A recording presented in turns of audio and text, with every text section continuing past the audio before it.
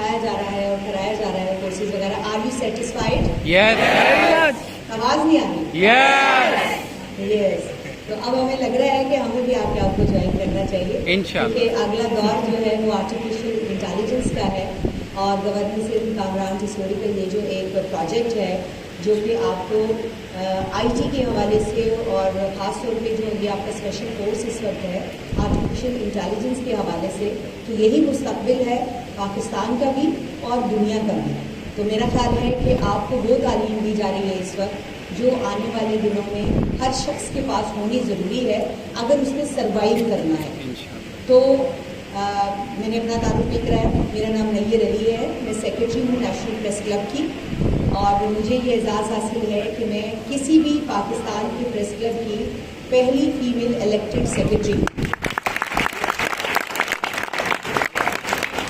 तो आपको बताने का मकसद ये था कि ये जो पहला होना और ये जो ख़ास होना है ये बहुत ही ख़ास होता है, क्योंकि आप सब में से हर शख्स मुझे ख़ास लग रहा है, क्योंकि आप सब लोग वो लोग हैं वो चीज़ें सीख रहे हैं जो हम सबको सीखनी चाहिए। तो आई होप कि I wish you all the best and I would like to appreciate जो कि गवर्नर साहब का ये जो एक प्रोजेक्ट है जो आईटी के हवाले से आपको जो लिटरेट कर रहे हैं।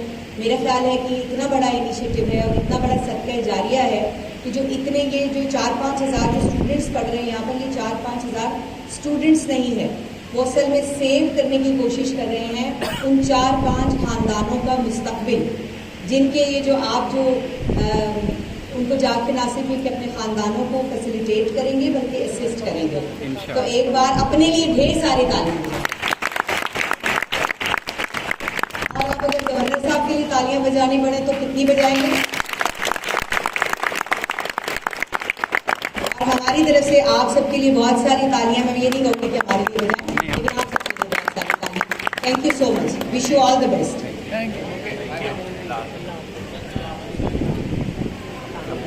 अभी हम स्टार्ट कर रहे हैं बस।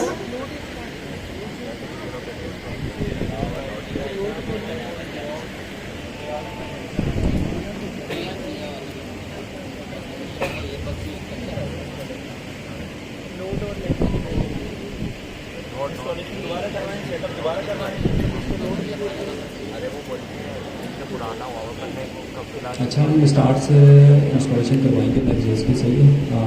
जिन बच्चों को जो भी इशूज़ आ रहे थे वो सारे देखेंगे दोबारा से। तो कोई बता सकता है जिसको इशू आ रहे थे जो भी भाई क्या बताओ सर, वो इशू सर वही नोट.js का इशू है। बता दो तुम्हारा क्या, यहाँ तो ऐसे करो लेके जाओ। चलें हम देखते हैं, हम आपके सामने कर रहे हैं, फिर सारी चीज़ें देखेंगे जो भी डिपेंडेंसीज होगी नेक्स्ट.js की इंस्टॉलेशन के लिए, जैसे कि नोट.js का वर्जन होता है, इसके अलावा भी बहुत सारी चीज़ें होगी, ऑपरेटिंग सिस्टम होता है, वो सारी चीज़ें देखेंगे और करके दिखाएंगे आपको हमारा इसी का है। NPM का क्या है वर्जन 10.2.2 नोड है, और यहाँ हमारे पास 16 चल रहा है। इसको अनइंस्टॉल करके जब इंस्टॉल करेंगे सर, ये NPM 10 वर्जन में ना वर्क करेगा नेक्स्ट.js? सर वही NPM 10 वर्जन में नोड का इशू है। जी जी कर लेगा।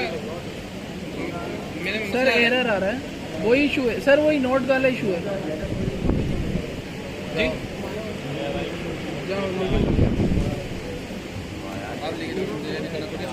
अरे दादा समझो वो करके देंगे। अच्छा, ये होता है अक्सर, क्योंकि लेट से ऐसा भी नहीं होता जैसे कि आप कोई पुराने प्रोजेक्ट पे काम कर रहे हो, लेट से कोई नेक्स्ट.js का पुराना प्रोजेक्ट आ गया, जब वहाँ पे आप इंस्टॉलेशन करना चाहेंगे तो वहाँ पे बहुत सारे एरर आ रहे हैं। क्यों एरर आ रहे हैं? क्योंकि नोट.js का जो वर्जन हो रहा है वो मैच नहीं हो रहा होगा, क्योंकि आप लोगों ने बहुत सारी डिपेंडेंसीज इंस्टॉलेशन वगैरह में की होगी, लेकिन वो मैच नहीं कर रहा होगा, उस वजह से भी एरर वगैरह दे रहा होता है। तो उसके लिए भी हमारे पास आता है NVM के बारे में किसको पता है? कितना छाड़ दे तुम्हारा शर्म तुम पेड़ दे देंगे तो साइड कर दो, हम इसको हाथ दे देते हैं। तुम लगा लो अपने। हाँ बस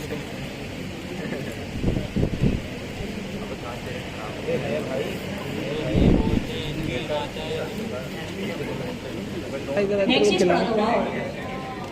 Guys, और क्या पढ़ा था नेक्स्ट जेएस के अंदर? इंस्टॉलेशन डिपेंडेंसीज उसकी चल रही थी। क्या क्या पढ़ा था, जल्दी बताएं। इंस्टॉलेशन डिपेंडेंसीज फाइल के डॉक्यूमेंटेशन से क्या पढ़ा था आपने? Routing rendering. अच्छा ये बताएं कितने तरह के राउट होते हैं? 2 तरह के। दो पहले डिसाइड कर लो, 3 या 2 लड़कियों प्लीज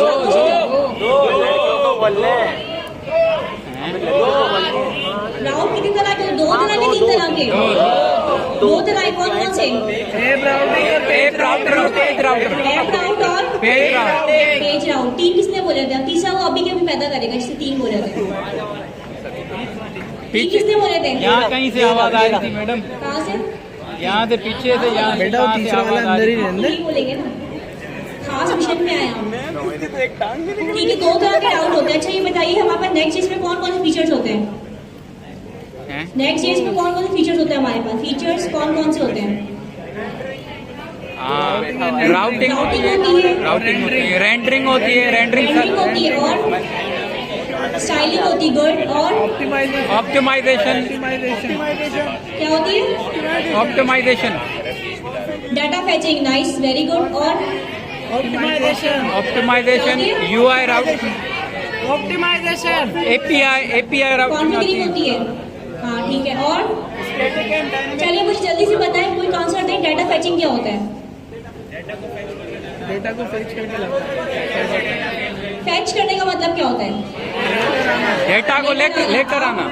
ये बताइए कि जो आप लोग गवर्नर हाउस क्लास में आते हैं, आपको फैच करके लाए जाते हैं, खुद आते हैं?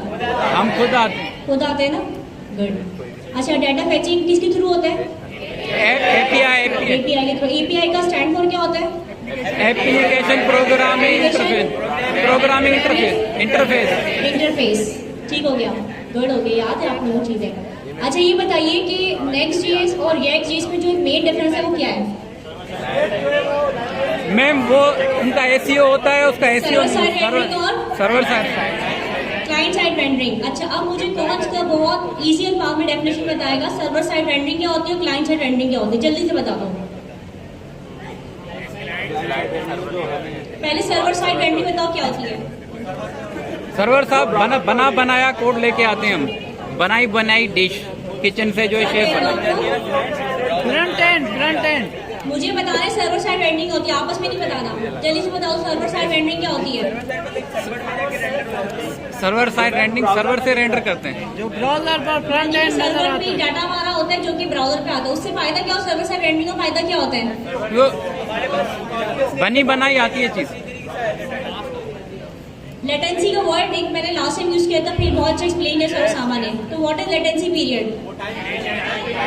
Time delay. टाइम का जो ट्रांजिट का जो ड्यूरेशन होता है टाइम, और उसको लेटेंसी पीरियड कहते हैं हम लोग, ऐसे ही है।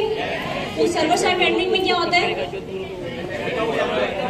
ठीक है, अब एक छोटी सी एग्जांपल हम इसका ले लेते हैं। जैसे एक आप बैठे हैं यहाँ पे, ठीक है, एक चीज आपके पास है, यहाँ पे कोई डाटा है, कोई बुक है, कोई भी चीज है जो आपके पास है। अगर पीछे से कोई बंदा आएगा तो उसको पहले ये दे सकते हैं, इनके बराबर वाले को पहले दे सकते हैं, बराबर वाले को पहले दे सकते हैं। तो इसका मतलब वो सर्वर में डाटा होगा आपके पास, तो वो आपकी रेंडरिंग का स्पेशल वर्ड का मतलब होता है रेंडरिंग का चलना। कहाँ चलना? ब्राउजर के ऊपर चलना, वेरी गुड। अच्छा क्लाइंट साइड रेंडरिंग क्या होती है?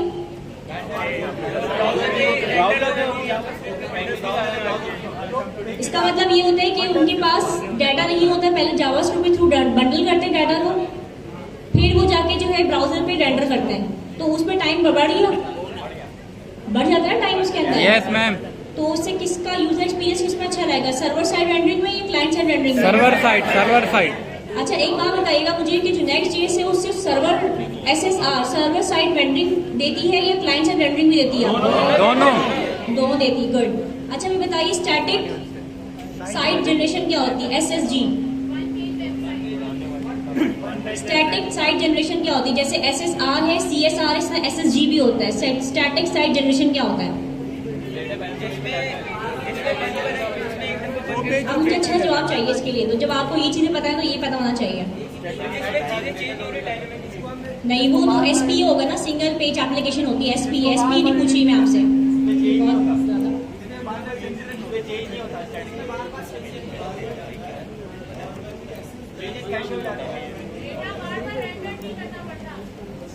ओके भाई ओके भाई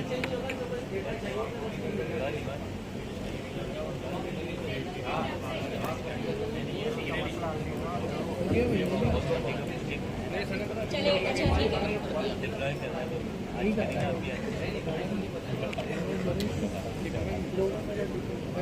स्विच ही बंद कर दिया स्टैटिक साइट जनरेशन कौन बताएगा मुझे? What is static site generation? जी बताइए। थोड़ा सा खड़े होके आवाज में बताएंगे तो बहुत सारे लोगों को फायदा भी हो सकता है इस चीज से।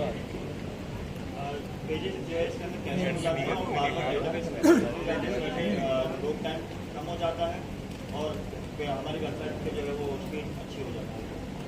ठीक है, और कोई बताना चाहेगा स्टैटिक साइट जनरेशन के बारे में? फिर सर सलीम भी अपना कुछ इनपुट देंगे। जी बेटा। प्री बिल्ड वेब पेज होते हैं, गुड। यूजर इंटरेक्ट करता है प्री बिल्ड पेज के साथ, तो उसका फायदा क्या होता है कि पेज लोड नहीं होता बार बार, है ना? ठीक है, जैसे कि कोई एग्जांपल दें किसी वेबसाइट की। वेबसाइट फेसबुक हो गया और डायनेमिक पेजेस होगा। ठीक है, अच्छा ये सर भी कुछ इनपुट देना चाहते हैं स्टैटिक साइट के ऊपर, इनका भी सुन लेते हैं। अच्छा, एक तो स्टैटिक साइट जनरेशन है और दूसरा है ISA इंक्रीमेंटल साइट जनरेशन। इन दो में क्या मेन डिफरेंस है वो बताएगा?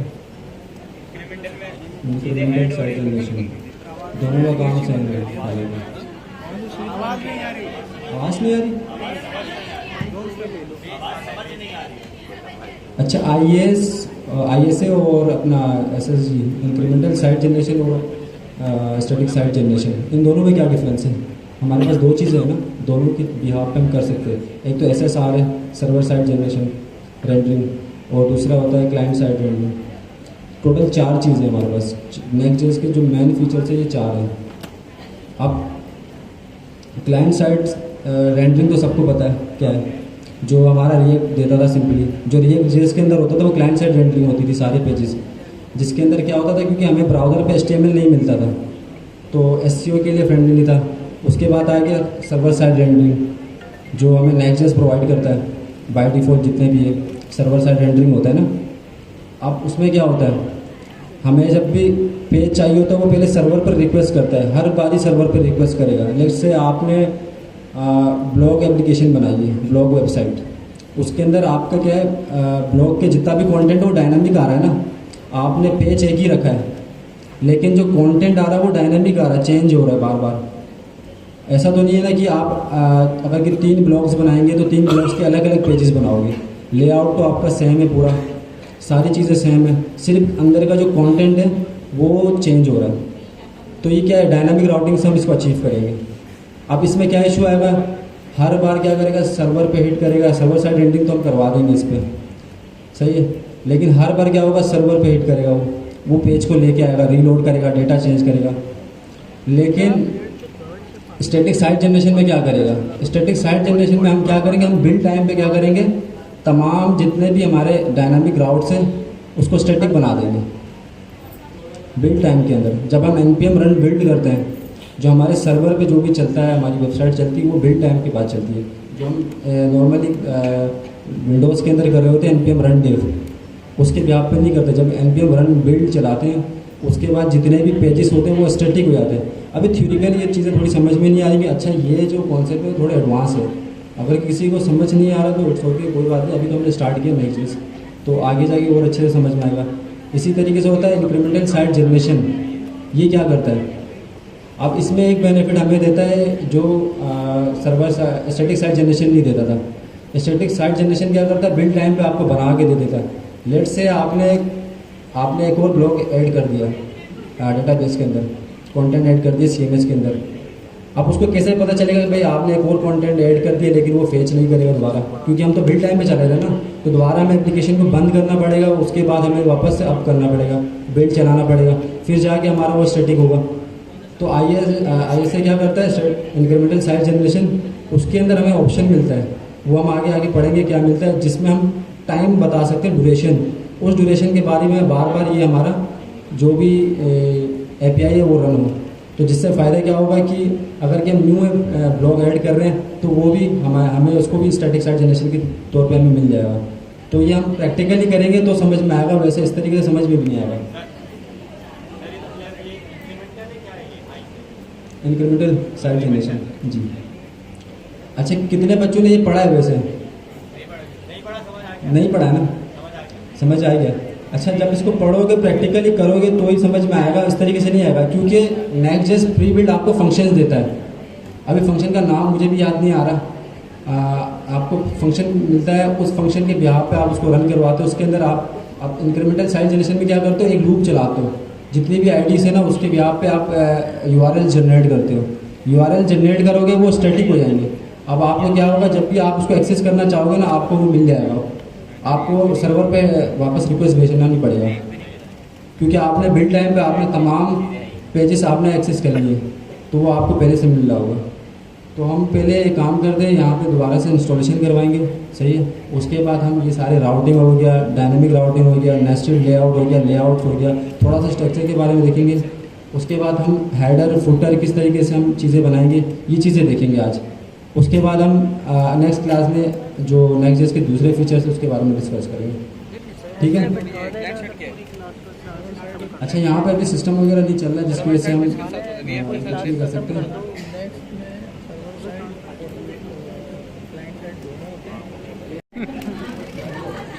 करने का आपकी बारीक आवाज़ है इसलिए आप सब तक पहुँच रही है, ऐसी बात नहीं है। वो सही तो बोल रहे हैं, आपको क्या हो गया? मुझे तो प्रॉपर आवाज़ आ रही है। आप तो साथ में बैठी। फ्रस्ट्रेशन ना निकाले, बता रही आपको पहले ही मैं। और वैसे भी आप लोगों को पता नहीं क्या मसला है कि जब हम आते हैं इंटरनेट चलता है, स्पेशली आप लोगों क्लास में, तो अगले इतवार से जो है ना आप लोगों ने नमाज पढ़ के आनी है और बाउंस होकर आना है। पढ़ के आते हैं, नहा के आना है। आपका नाम क्या है? सॉरी दोबारा बताइएगा, आपका नाम क्या है? जावेद? नावेद या नवीद? नावेद। नावेद ने बोला कि हम नहा कर आएंगे। और एक बंदा स्पेशली मौला छुट्टो से नहा कर आता है। क्या हुआ, कहाँ से लेके इंटरनेट चला दो? मैं पंखे बंद हुए हैं। सबने किया रिएक्ट एक पे टू डू लिस्ट बनाया था। कोई बताएगा यूज स्टेट क्या करता है? क्या करता है बताओ। चेंज करता है, स्टेट चेंज करता है। वाह रहमान, वाह बच्चे, वाह। ये बात नहीं लगता है, बात तूने पावर ट्रांसफर किया। देखो फिर नहीं छोड़ो, मैंने अगर पावर ट्रांसफर कर दी ना अच्छा, फिर मुझे तुम्हारे ये में बताओ एनर्जी ज्यादा आ जाएगी। पहले वर्चुअल डोम और रियल डोम के अंदर क्या डिफरेंस है? आज तू बहुत फड़फड़ा रहा है, रुक भी जरा में। और ये बताओ ये क्या यूज करते हैं, वर्चुअल डोम यूज करते हैं या रियल डोम यूज करते हैं? दोनों दोनों यूज करते हैं। पेरेंट कौन सा है जिससे निकला है वर्चुअल डोम? सही।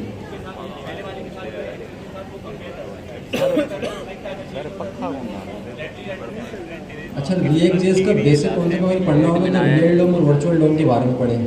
आपको पता चल जाएगा किस तरीके से हमारे जो प्रीवियस वेबसाइट्स होती थी, जो अगर कि मिसाल के तौर पर मैं कुछ भी चेंजेस कर दूं डोम के अंदर, जो हमारा डोम होता है ना, जो बाय डिफ़ॉल्ट हमारे पास रियल डोम यूज़ करता है, मैं कुछ भी चेंजेस करूं पूरा पेज रीलोड होगा, इंटायर पेज पूरा रीलोड होगा। लेकिन जो हमारे पास रिएक्ट.जेएस है वो वर्चुअल डोम को यूज़ करता है, इसका फ़ायदा क्या है?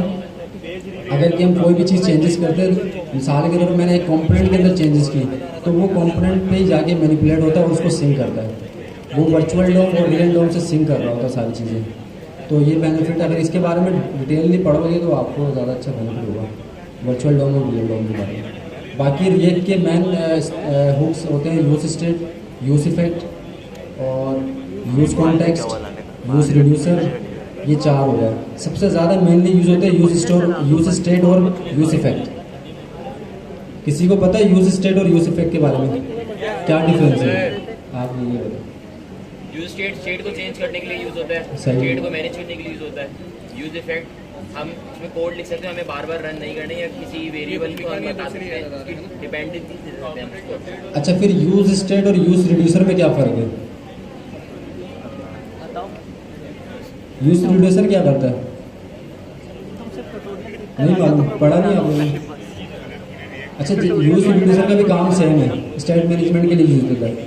लेकिन जैसे कि आप यूज स्टेट के अंदर एक ही चीज़ एक ही स्टेट चेंज करवा रहे हो तो, लेकिन यूज रिड्यूसर के अंदर आप मल्टीपल चीज़ें पास कर सकते हो, जिसके ब्याह पे आप स्टेट मैनेजमेंट यूज़ कर सकते हो। स्टेट मैनेजमेंट के लिए और भी बहुत सारी लाइब्रेरी एक्सटर्नल यूज होती है, जैसे रिडक्स टूल किट है। किसने पढ़ा रिडक्स टूल किट हो गया? किसी ने पढ़ा रिडक्स टूल किट के बारे में? आप बताएं।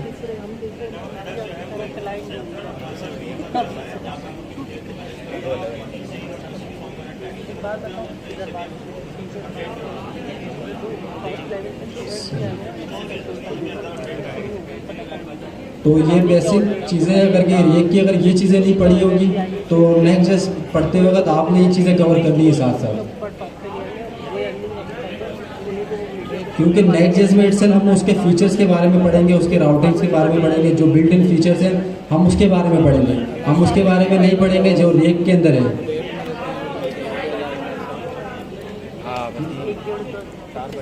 जी मैं वो अगर कि एक्सटर्नली मुझे टाइम मिले तो मैं आपको, मैंने सिलेबस भेजा था, किसी ने देखा उसको? नो सर, मैंने डिस्कॉर्ड पे सिलेबस भेजा था, मैंने बकायदा नेक्स्ट जेस के ऊपर, जिसके अंदर मैंने सारी चीज़ें रेक के भी सारी चीज़ें डाली थी उसके अंदर। जी सर। किसी ने देखा वो? नो सर, हमें नहीं मिला। किसी ने भी नहीं देखा? सर वो मिला ही नहीं, हमें मिला ही नहीं। मैंने डिस्कॉर्ड के अंदर भेजा था सर, वो अभी वो डेज होते हैं ना, इसके अंदर मैंने बताया था कि आपने स्टार्ट कैसे करना और एंड कैसे करना। उसके अंदर सारे मैंने एडवांस फीचर्स हो गए, बेसिक फीचर्स हो गए नेक्स्ट जेस के, उसके साथ साथ जो बीच में रिक्वायरमेंट जितनी भी थी नेक्स्ट और एक जेस की, वो सारे मैंने ऐड किए और मैं वो सारी चीज़ें कवर करूँगा आप लोगों के लिए। सर वो आज मिला नहीं, हमने कल चेक चलो मैं आप लोगों को दोबारा भेज लेकिन दूँगा। इसको थर्ड पार्टी का जरूर चाहिए, थर्ड पार्टी की चाहिए, थर्ड पार्टी मेरा इशू वो इनको बता देंगे, नोड है ना 64 बिट वाला डाउनलोड करें। हाँ अच्छा, एक बच्चे का इशू आ गया कि नेक्स्ट जेस पे जब npm रन टेक्स्ट कर रहा था तो कोई एरर दे रहा था, वो बता सकते हो एरर आप? नहीं यार आप बता देना। जाओ, कॉन्फिडेंस बढ़ेगा। जा यार जा, परेशान हो, कोई मसला नहीं है, जा एक बार। अच्छा किस का एरर आ रहा है नेक्स्ट जेस को रन करते हुए? तालियां तालियां तालियां, चलो भाई, और गालियां लड़के के लिए। तालियां गालियां यार इसको बोलो यार, तुम अपने बंदे को बोलो तुम्हारे दोस्त। सर पखा न था हलन, पखा सर गर्मी थी, हलन नहीं होता था। क्या हुआ? आगे गर्मी में छेड़ो। समझा सिंजा माड़ू आ पंखा चला हमने नहीं। डॉक्टर साहब की प्रोग्राम किस किस ने अटेंड किया? कल परसों से पहले आज अंदर नहीं जाने दिया? कब? कल? अच्छा तुम्हारी शक्ल सही नहीं है।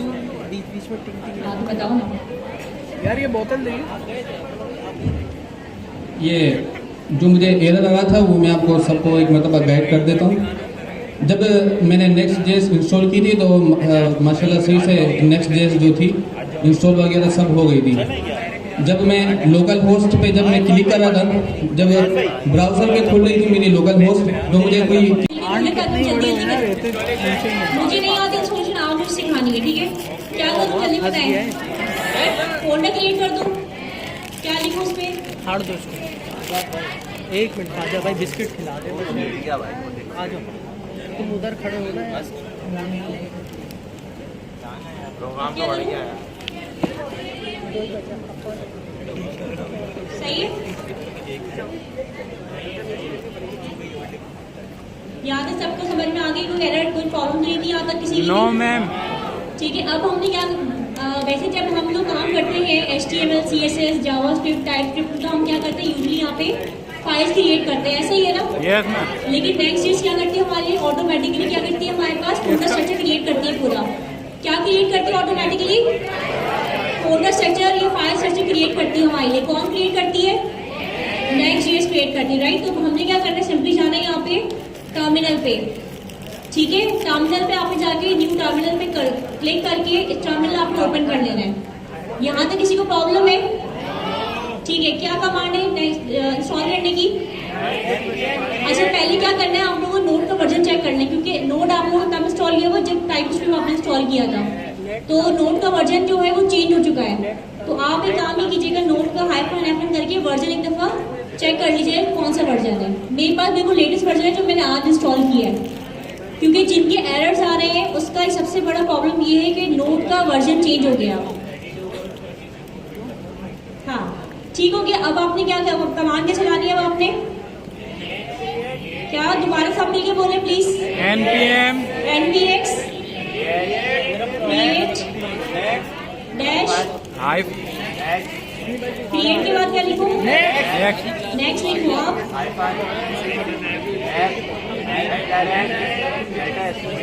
at latest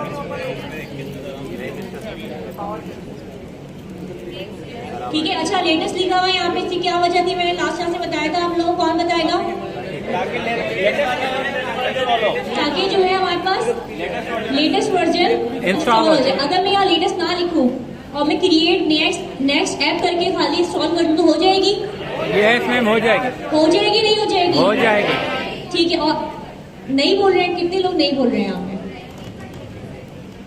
अगर मैं यहाँ पे ये @latest नहीं लगा, सिर्फ इतना लगाते हूँ खाली, तो इंस्टॉल हो जाएगी मेरे पास? हो जाएगी, हो जाएगी। लेकिन हमें वर्जन पता नहीं चलेगा कौन सा वर्जन है। जब पूरी इंस्टॉल हो जाएगी उसके बाद हम पैकेज वाली फाइल में जाएंगे, वहां जाके हम वर्जन देखेंगे कौन सा वर्जन इंस्टॉल हुआ। तो उससे बेहतर ये है कि हम @latest लगा दें या जो भी हमारे पास वर्जन है वो लगा दें। तो लेटेस्ट जो है वो बेस्ट प्रैक्टिस में आता है। लेटेस्ट इसमें आता है आपके पास, बेस्ट प्रैक्टिस में आता है। तो आपने यहाँ पे लेटेस्ट पे क्लिक कर दिया आपने, ठीक है। और अब क्या हो रहा है आपके पास, ये कुछ आपसे क्वेश्चंस करेगा, ठीक है। अब आप सबसे पहले क्या बताना है इसको, माय ऐप, प्रोजेक्ट नेम बताना है। तो क्या नाम रखे प्रोजेक्ट का आज हम अपने, माय ऐप, फर्स्ट ऐप रख देते हैं इसको, फर्स्ट डैश ऐप रख देते हैं, ठीक है। एंटर कर दिया मैंने। अभी क्या पूछ रहे, क्या चाहिए, टाइप स्क्रिप्ट, यस चाहिए, यस ESLint चाहिए, यस टेलमेंट CSS चाहिए, SRT डायरेक्टरी चाहिए। अगर मैं नहीं बोलूँ तो चलेगा, अगर मैं नो करूँ चलेगा, लेकिन क्या नुकसान होगा उसमें, कोड स्ट्रक्चर मेंटेन नहीं रहेगा मेरा। अगर मैं SRC फोल्डर यूज नहीं करती हूँ तो मेरा कोड स्ट्रक्चर मेंटेन नहीं रहेगा। लेकिन अगर गलती से मैंने यहाँ नो कर दिया और वहां जाके मुझे अंदाजा हुआ कि यार मैं नो कर दिया, तो क्या मैं दोबारा SRC का फोल्डर क्रिएट कर सकती हूँ? यस मैम, यस और नो? यस। ठीक है, तो मैं यहाँ पे यस कर देती हूँ। आगे ऐप राउट यूज करूँ, पेज राउट यूज करूँ? ऐप राउट यूज करूँ? रिकमेंडेड क्या है अभी? ऐप राउट रिकमेंडेड है? Yes ma'am. पेज राउट पहले चलता था, अब चलता ही नहीं चलता? अब लेटेस्ट ऐप राउटर है, अब चलता है, लेकिन किसी भी वक्त डेप्रिकेटेड हो सकता है। डेप्रिकेटेड मतलब क्या होता है, मतलब खत्म हो सकता है, ऑब्सोलीट हो सकता है, ऐसे ही है। यस।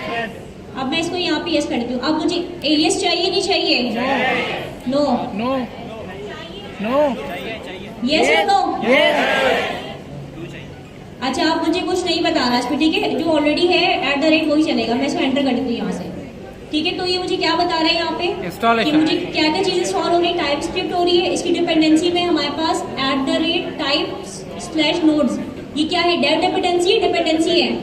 ये डेव डिपेंडेंसी। मिलके बताएं क्या है, डिपेंडेंसी है, डेव डिपेंडेंसी है? Dev dependency.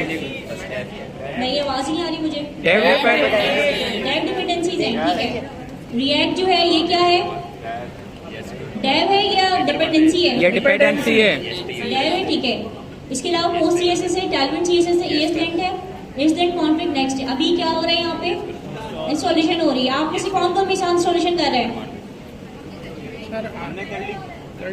एरर आ रहा है आपका? एरर किस किस का आ रहा है, वो एकदम एरर नोट कर लें। सर ने जंप लगाई है, वो आके वहां पे एरर सॉल्व करवाएंगे आपके।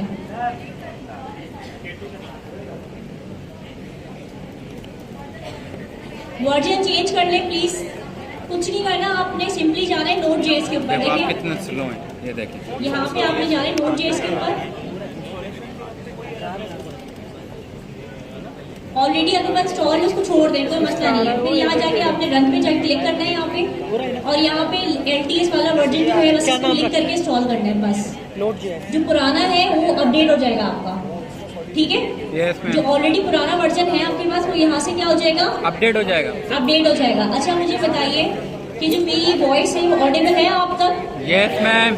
आगे वालों से पीछे वालों से खाते हुए, पीछे वाले बच्चों मेरी आवाज आपको क्लियर आ रही है? आवाज नहीं आई मुझे। ठीक है बेटा, ओके। तो अगर आपको एरर आ रहा है तो प्लीज अपने नोट का वर्जन चेक कर लीजिए, एक दफा नोट को दोबारा से इंस्टॉल कर लीजिए अपने पास, ठीक है? यहाँ से आपके पास नोट इंस्टॉल हो जाएगा। इधर से जब आप यहाँ क्लिक करेंगे तो 5-7 मिनट लगेंगे नोट को रीइंस्टॉल होने में आपके पास, ठीक है? अच्छा जी, इतना में हम नीचे आते हैं तो ये क्या लिखा हुआ है आपका? Success created first app at, ये क्या दिया हुआ है यहाँ पे? पूरा ये पूरा पाथ दिया हुआ है हमें। क्या कहते हैं इसको? पाथ बोलते हैं। यानी कि हमारे पास लोकल टेक्स्ट सी के अंदर यूजर्स का फोल्डर है, यूजर्स के फोल्डर में पीसी का फोल्डर है, पीसी के फोल्डर में डेस्कटॉप का फोल्डर है, डेस्कटॉप के फोल्डर में कौन सा फोल्डर है? नेक्स्ट जेएस क्लास का फोल्डर है। नेक्स्ट जेएस क्लास के फोल्डर के अंदर हमने क्या बनाई है? अपनी फर्स्ट ऐप बनाई है। ठीक हो गया? तो ये हमारे पास क्या हो गई? इंस्टॉल हो गई है।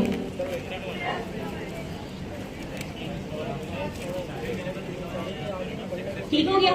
अब हमें क्या करना है नेक्स्ट? हम यहाँ से थोड़ा सा चेक कर लेते हैं। ये देखिए यहाँ फर्स्ट ऐप क्रिएट हो गई आपकी, कोई एरर नहीं आया मेरे पास। सुबह एरर आ रहा था मेरे पास, वो भी वो एरर था जिसमें उसने मुझे बोला कि Node.js जो है आपका अपडेटेड नहीं है। तो फिर मैंने क्या किया? अपडेट किया और मेरा चल गया। इस तरीके से अगर आपके पास एरर आ रहा है तो एरर को एकदम पढ़ने की कोशिश करें कि एरर में लिखा हुआ क्या है, ठीक है? मोस्टली जो एरर आते हैं वो Node.js का ही आ रहा होता है। अब फर्स्ट ऐप मैंने खोली है, ये मैंने आपको एक एक फोल्डर उसे एक्सप्लेन किया था, याद है किसी को? Yes ma'am. ठीक है, तो मुझे 1 बाय 1 तो बता देगा कि नोड मॉड्यूल्स कौन सा फोल्डर होता है हमारे पास? मॉड्यूल्स का होता है जो नोड मॉड्यूल कौन सा फोल्डर होता है हमारे पास? मॉड्यूल्स का मॉडल, मॉड्यूल्स फोल्डर होता है, नोड्स के मॉड्यूल्स होते हैं। नोड के सारे मॉड्यूल्स होते हैं मैम इसके क्या होता है? अंदर। जल्दी बताएं, सही बता रहे हैं। डिपेंडेंसीज होती है, यानी कि जितनी भी टाइप स्क्रिप्ट से रिलेटेड डिपेंडेंसीज है, रिएक्ट से रिलेटेड डिपेंडेंसीज है, रिएक्ट डॉम से रिलेटेड डिपेंडेंसीज, तो सारी कहाँ पे होती है? मॉड्यूल्स। नोड मॉड्यूल्स में होती है। अब बताइए नोड मॉड्यूल्स को हम अपने गिटहब पे अपडेट कर सकते हैं? नो। गिटहब पे डाल सकते हैं इसको? नो। हम इसको फोल्डर कहाँ डालते हैं?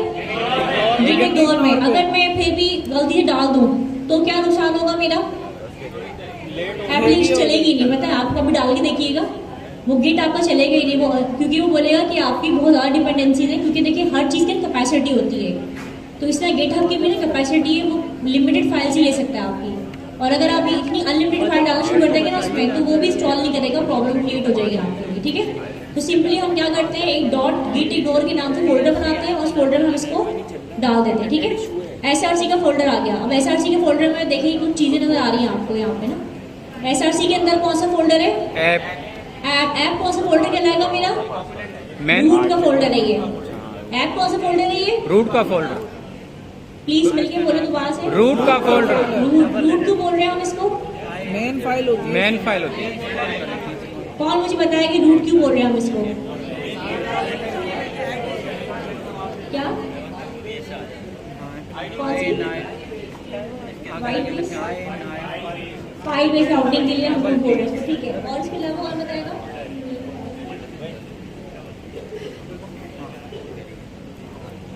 ठीक हो गया, चले ये हो गया। अब ऐप के अंदर जो ये रूट का फोल्डर है, इसमें कौन कौन सी चीजें आपके पास? जल्दी जल्दी देख के बताइए मुझे, फटाफट मिलके बोलिए फटाफट, जल्दी, टाइम नहीं है हमारे पास। फॉन्ट्स है और फेविकॉन आइकन है और ग्लोबल CSS है और layout.txs है और page.txs है। अब इसमें से जो मेन पेज है वो कौन सा हमारे पास जो रेंडर होता है? कौन सा पेज रेंडर होता है हमारे पास? page.tsx रेंडर होता है हमारे पास, ठीक है? global.css क्या काम करते हैं? स्टाइलिंग के लिए तो हम वैसे भी CSS लगा सकते हैं ना, तो global.css बनाने का क्या मकसद था? ग्लोबल मतलब ये कि हर कंपोनेंट में जाएगा वो, ऐसे ही यस। इन शॉर्ट हर कंपोनेंट में जाके वो एंटरटेन करेगा। इन इजी लैंग्वेज हम इस तरह कह सकते हैं इसको, ठीक है?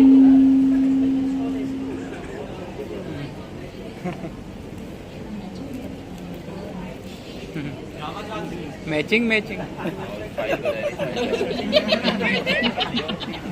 जावा क्लाउड किसने बोला था भाई? आगे से आवाज वही बैठा हुआ है नवेद। वही होता है। आप लोगों को बहुत ज़रूरत है इस्लामिक प्रोग्राम अटेंड करने की, जमातों में जाने की, वो भी अंडे बिठा के। नहीं मैम करते रहते हैं अटेंड। करना है वहाँ पे क्या क्या मैम अल्हम्दुलिल्लाह इतना सीखा हुआ दूसरे को सिखा दें। माशाल्लाह, ये इतना कॉन्फिडेंस चाहिए लाइफ में बस। बाकी खैर है, बस ये कॉन्फिडेंस आ जाए ना।